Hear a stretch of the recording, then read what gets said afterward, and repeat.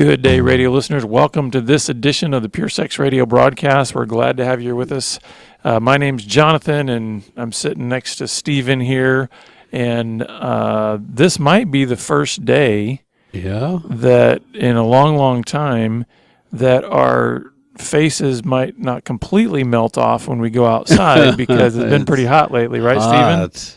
But how are you today? Are you doing okay? I'm doing well, thank you. I'm glad to be here. It's been a while, it seems. Yes. Well, we had our family had taken some time off and took some vacation, and we got spoiled because we went up to the Northwest, and it was, we're talking early part of July, and it wasn't even, it never even got above 80 degrees. And of course, when you're in Texas, July and August are just brutal and torturous. And anyway, but before we jump in, listeners and viewers, just wanted to make mention, as we do periodically, that we are a listener-supported podcast. And so if you want to come alongside and partner with us, we actually have a new way for you to be able to do that. We have become a Patreon. We've got a Patreon account, and so you can become a Patreon subscriber to our podcast, and it's very easy to do. Even for just a couple of bucks, few bucks a month, you can be supporting us, and that just helps us to continue to do what we're doing. Plus, it gives you access to some additional content and other things that we can provide for you as a resource. So just go to the website at puresexradio.com, and at the very top, just click the button that says Become a Patron, and you can come alongside and partner with us.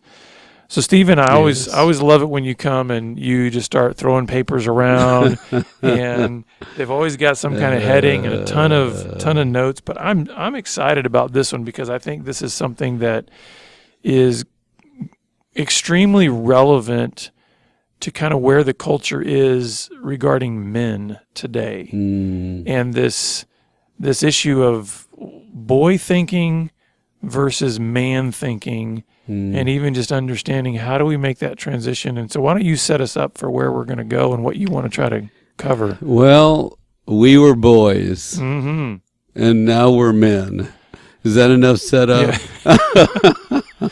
So I'm glad to be joining you guys as you attend class with us.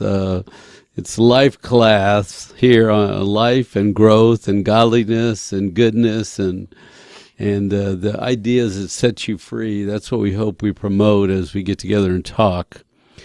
I get the opportunity to sit in an office and listen to men, grown men, and sometimes they whine and they don't want to do hard things. And it's just like, okay, what's the difference between boy thinking and man thinking? And can we capture some of that? And can it help the community of followers that we have? We hope we challenge you to the core, not just entertain you or have cute little sayings or quotes. We want your soul to find rest. Or some kind of quick fix like, hey, just do these 3 things and everything's going to be different. And it's like, we know life is, it's a process. It's difficult. So when you put this in front of me and I'm seeing this heading that says boy thinking versus man thinking, my first thought is to put those on a continuum, right? Oh, yes. It's a good. You don't just, as much as we would love to be able to say that, hey, you know what, because you are chronologically 21 years old, we're going to go, boom, you've just flipped a switch, you now think like a man. But it's not really like that, is it? You mentioned that you sit in an office and do counseling and hear these stories, and I would bet that you probably have a lot of males in your audience That's it. who Grown might be man. chronologically 50 years old, but their thinking might still be stuck in child thinking, right? That's it. And I think it. we all have to claim some weakness in that area. I mean, I can't say that 100% of all of my thoughts are mature. I'm glad you're saying that, Jonathan. Yeah. That's good, because I can't make that claim either. But, I was thinking about it, and, what was my boy thinking? And the first thing that pops into my head is me. Yeah. Me. Please, me. What can I do to have fun for me? What makes me happy? How do I entertain me? And then, as you go on in life, and get in relationships and then children and God, and I don't have this in the right order, but you understand there's these other dimensions to life that's beyond me. Mm-hmm. And so I've been thinking about that. How much of the language of a person discloses the internal program that's the boy program versus, adults sacrifice. Man thinking is sort of sacrificial. It's very much in line with God. And I actually want to bring that point to a head in terms of some of these relational contexts that you just brought up, because I think they are actually what move us and force us to make a choice of, am I going to remain stuck in boy thinking, which I think you're right, is me, right? Or am I going to transition? Because think about it. I like to put it this way. I never knew how selfish I was until I got married. Oh. And all of a sudden I realized I really do just think about me a lot. Yeah. But now I'm having to recognize, how do you accommodate this other person, and how do you begin to... Isn't that interesting, that and whole so thought? it magnified my selfishness to be put into that relationship. Right, to see it, you mean, right? Yeah. Decide, am I going to... And you can, I have to confess this too. I think my early part of my marriage was make me happy, what I want to do. You're here for me. You're just like a toy. I'm the adult, you're not. And you're like the puppy that follows me around, is just happy all the time to see me. Okay, get it? That's your role. Yeah. Is that too honest? No, but then I think it progresses even further, because when we started having kids, then I realized how angry I was. So it's like... But no, make sense out of that. Okay, did you get angry? Well, where's the anger? How does the angry pop up? So here's the thing. So like with a spouse, we are peers. Yes. I mean, I'm not decades older than my wife. Right. And so we have a lot of commonality to our histories and just the era that we lived in and the generation and these types of things, right? So connecting with her points out just how selfish I am. I still want to make life all about me. Right. Bringing kids into the mix brings a whole different kind of chaos. We don't share the same context or generation, right? So as they're growing, and just the chaos of little ones, and then the urgency of their demands and all these kind of things, it made me realize how maybe impatient and angry I can be. And irritable and short and all that, you're saying, right? So in summary, what I guess I'm trying to say is it's really through the natural order of how God has designed us to operate relationally that I think challenges that boy thinking. Because then we realize I have to make a decision. Am I going to grow up? Am I going to actually have a different way of thinking about life, thinking about myself, thinking about relationships? Or am I going to stay stuck in kind of that small world that essentially says, no, everything must serve me. It's got to be all about me. So to be transformed is to go on the journey, right? It's because your wife will change you, the children will change you, life will change you, sickness will change you. I think to be transformed is to step into those relational components. Even if we step out of the dynamic of marriage and parenting, if you think about it, if we are going to move along the continuum that God has made us for, it must include relationships, right? So even for the single people out there, guess what? If you're going to mature in your thinking, it requires relationship. You're going to have to get into relationships. Well, that's exactly why some people don't want to get married, right? Because single is all about me. Now, I'm not saying everybody that's single doesn't want to get married. That's not what I said. But some people realize there's a cost to it and a price of sacrifice. If I get married, part of me has to die. And then if I have kids, part of me has to die. And just go right down the list, right? And I think what's maybe sad about that is it's seen that cost is seen as a negative. That's in other words, they're seeing, but from to immature lose my independence. Right, immature thinking, right? If you're fighting the transformation into what God made you to be, and you're trying to hold back, And I guess So- that's true. That's still part of that boy thinking because I guess I just now address that from a more mature thinking, right? Because I'm realizing, wait a second, it does have a cost, but it has a value that far Yes. exceeds the cost. And you don't even know that, right? You don't know it going in. And yeah. do you want to go back to being Oh single? Lord, please no. I do not. See, but being single, you would fight for that thing, and that was the greatest thing, right? Yeah. Until you know the principle of oneness and bonding and connecting and the value of being in a relationship. And the joy of giving away good things with no That's it. expectation in return. There's Yes. a joy in that. So joy comes out. Okay, so let's go into these comments that men make. And the reason we're saying is because this is boy thinking, you know? And I don't know. I'll just try them out and you respond to them. Yeah. You know, it's so hard to change. It's hard. It's hard work to change. I can start pretty good. You know, and there's this joke, I can do anything one time in a row. That's how disciplined I am. I can do it one time in a row that I'm good at. Oh, that's good. But change is hard, but I can start, but I cannot be consistent. Mm-hmm. You know how, and maybe the way I'll respond to these is what I've learned or even seen in other men of how you then transition, what that transition looks like. Because as soon as I see that word, I can't be consistent. Well, guess what? I'd raise my hand and say, me neither. Yeah. The change, though, I think that goes from boy thinking to man thinking, or maybe what we might call immature thinking to mature thinking, is the idea of realizing maturity is not necessarily about consistency. I mean, you mentioned all these other variables that we can't control. You can't control your spouse. You can't control your health. You can't control all these things that are outside of your control. If it's about consistency, we're going to be perpetually angry, disappointed, all these kind of things. So what I've tried to do is flip that word to be persistent. So regardless of whether anything is consistent in my life, can I persist? Can I be But that means you have a persevere? target that you're going somewhere persistently.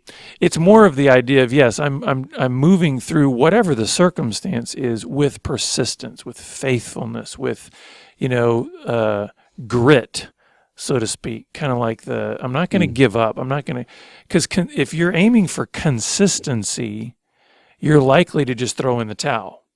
Well, I don't want to do this anymore because it's not consistent. Well, I did for a week and I haven't done it for a week, so I don't want to do it again because right, I'm not consistent. So zero. But if you shift your goal and you say, wait, this isn't about the circumstance looking a particular way. It's about building character, and that's going to require endurance. And persistence. Okay, but I'm going to do the boy part here. But it's not fun.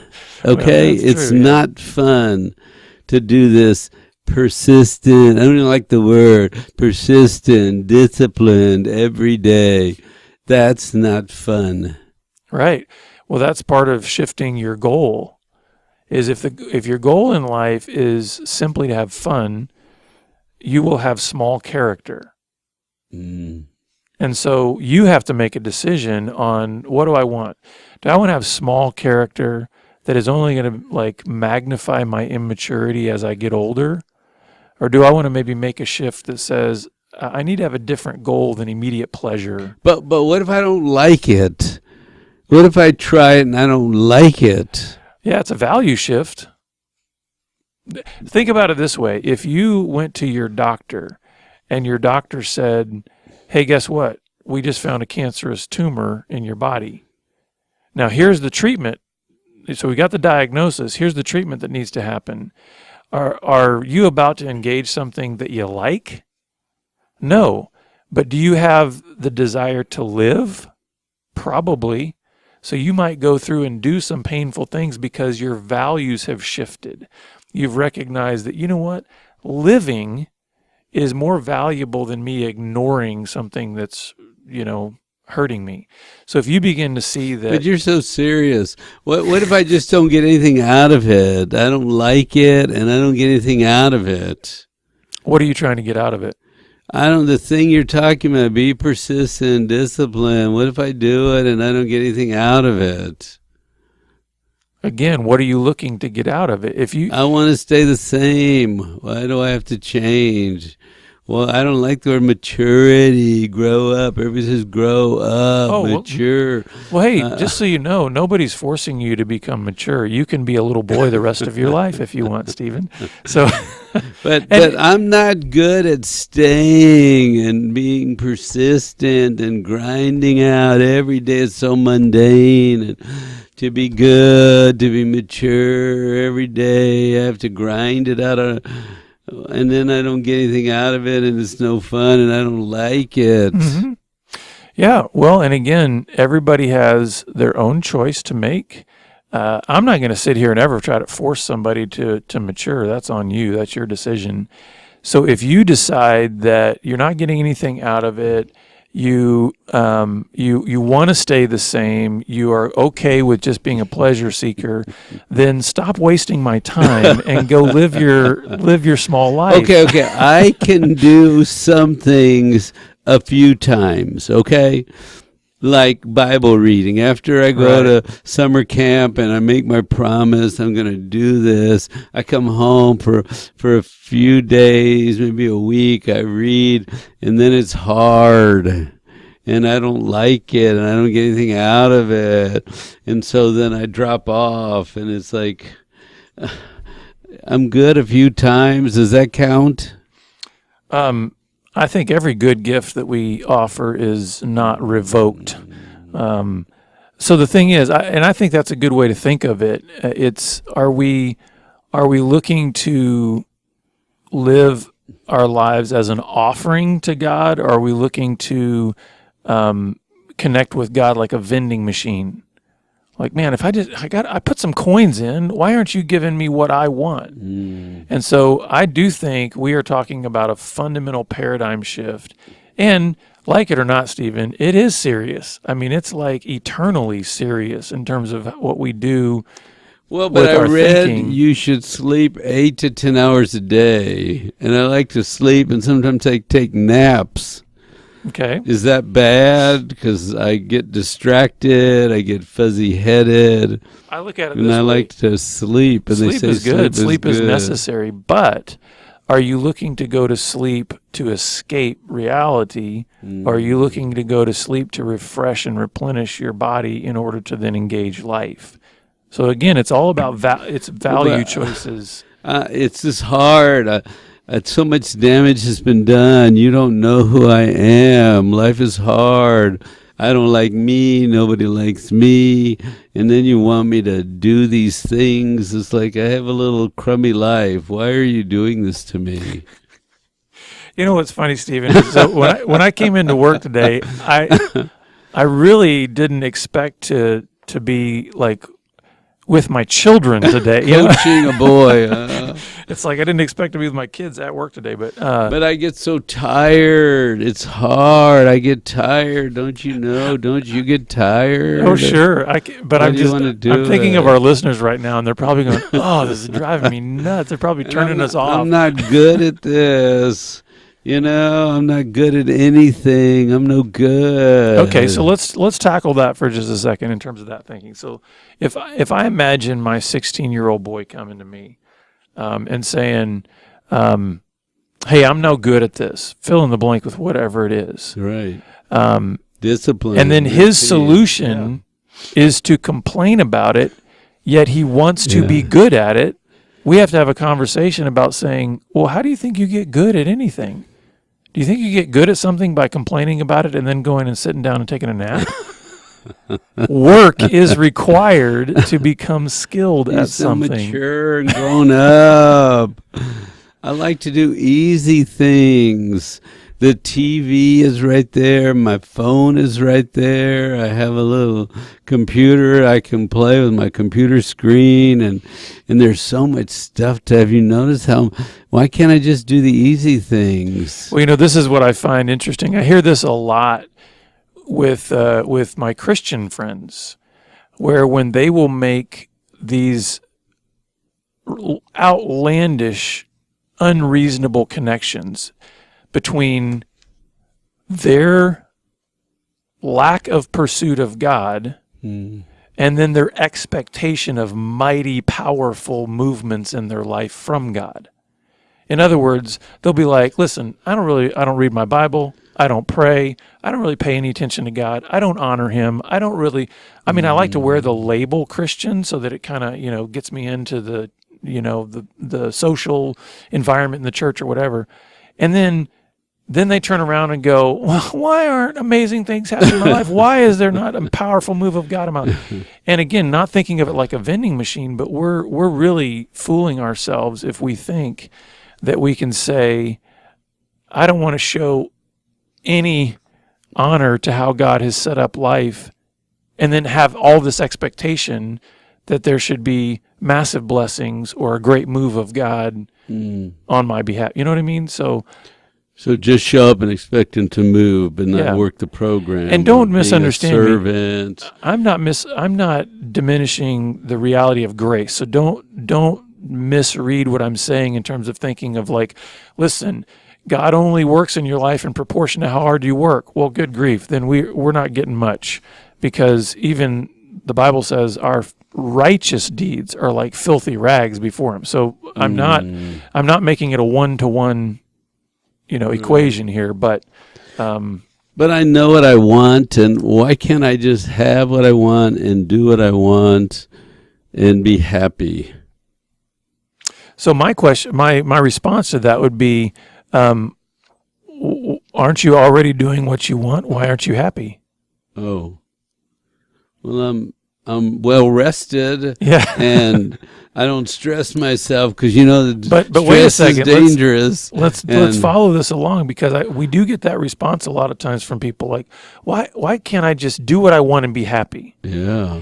And my thinking is, well, you're kind of already just doing whatever you want, and you're not. So why aren't you happy? Yeah.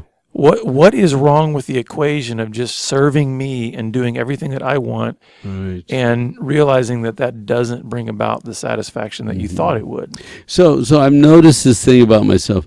I can change pretty good when there's a crisis, but I can't do it very long. Right. But when there's a crisis, I can come online and I can talk good and I can promise and I know the way to go, but when nobody's looking, it gets hard. And I think the thing about that is that indicates that's not true character developing.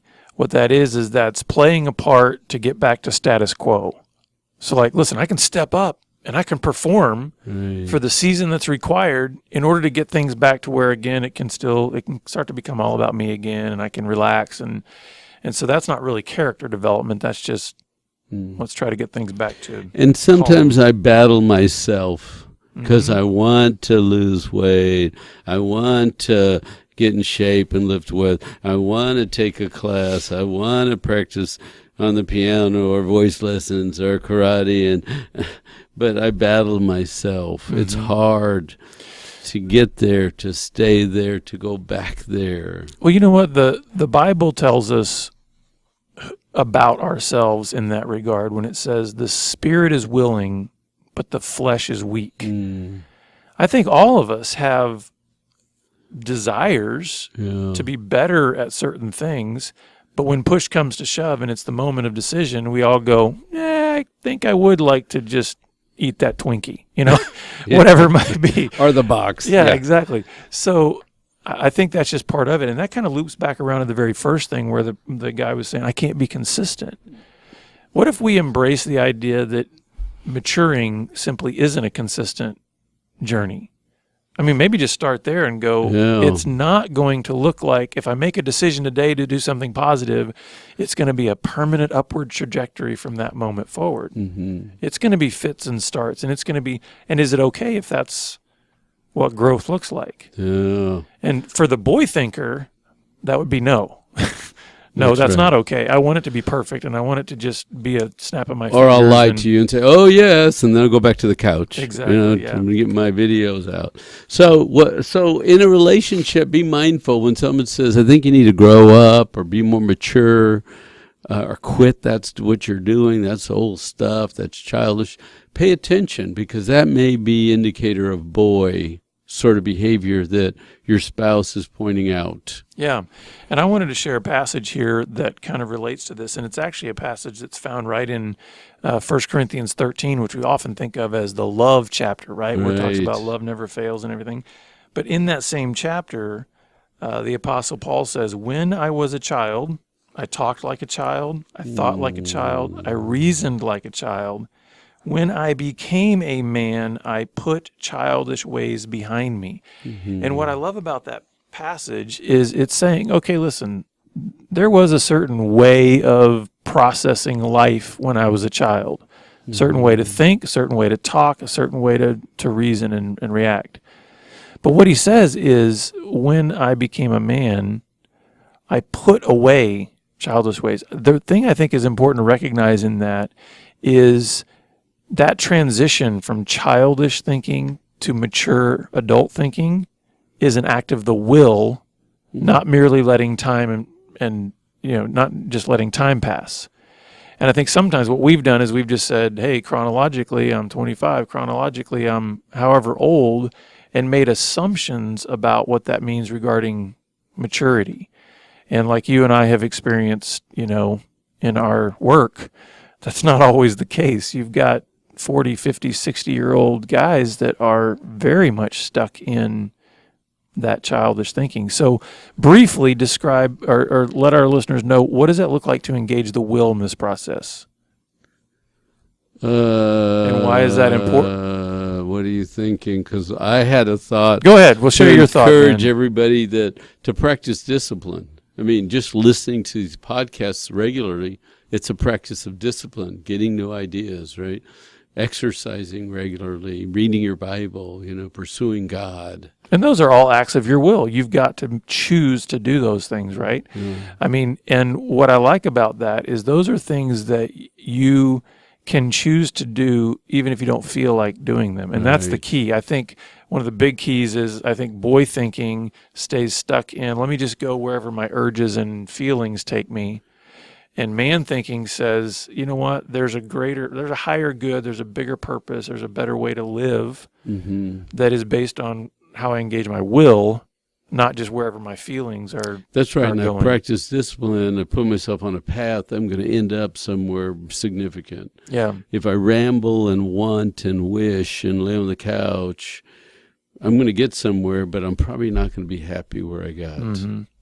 Well, let me, as we close out here, I want to plug Stephen's Facebook page, because he has entered the 21st century. And late to the game, but here. So he's got a Facebook page where he's starting to share some of his ideas and some articles and stuff. But if you go to Facebook, and then you go facebook.com/Hope Counseling SATX for like San Antonio, Texas. So Hope Counseling SATX. Then you can follow him and get some of those articles and share those. So good. I'd like to encourage folks, and what I'm thinking, I try to create a little article and encourage people with that. Yeah. Thank you, Jonathan. And so listeners, if you would like more help in just kind of your journey of maturing, please reach out to us. And until next time, we look forward to having you back here on the Pure Sex Radio broadcast. Have a great week.